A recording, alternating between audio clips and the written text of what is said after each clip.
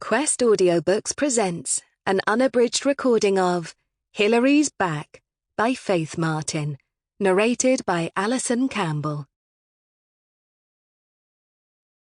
Chapter 1.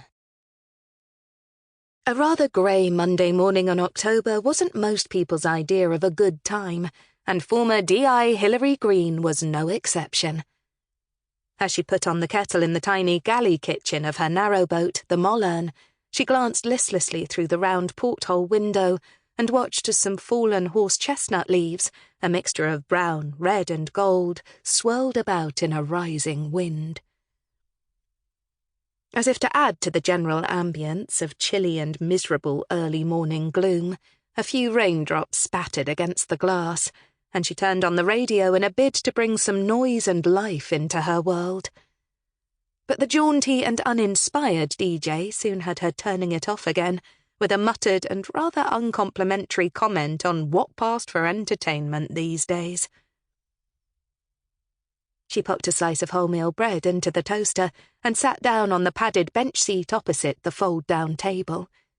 She was already showered and neatly dressed for work in a warm woolen trouser and jacket ensemble the colour of conkers, teamed with a complimentary cream blouse, but she was debating whether to change her shoes for boots. She wondered idly what the new boy at work would be like. She sighed as she waited for her bread to brown, and looked outside again as another gust of wind threw more raindrops against her home.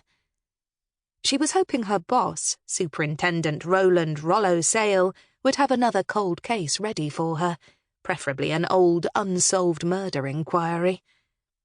Since she'd presented her findings on her latest case last week, she was anxious to have something else to get her teeth into. These days she dreaded boredom and unfilled hours more than anything else.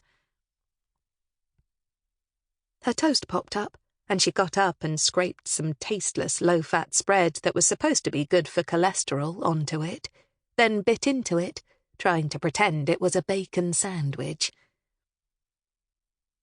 Outside, a moorhen, probably one of this year's fledglings, and now more or less in full adult plumage, swam past and looked at her hopefully. She opened the window and tossed out a piece of toast, watching as the bird grabbed it and skedaddled with it as fast as it could into the nearest reed bed before a marauding mallard could steal it.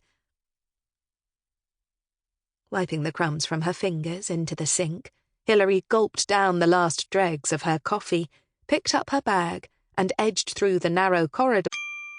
Sample complete. Ready to continue?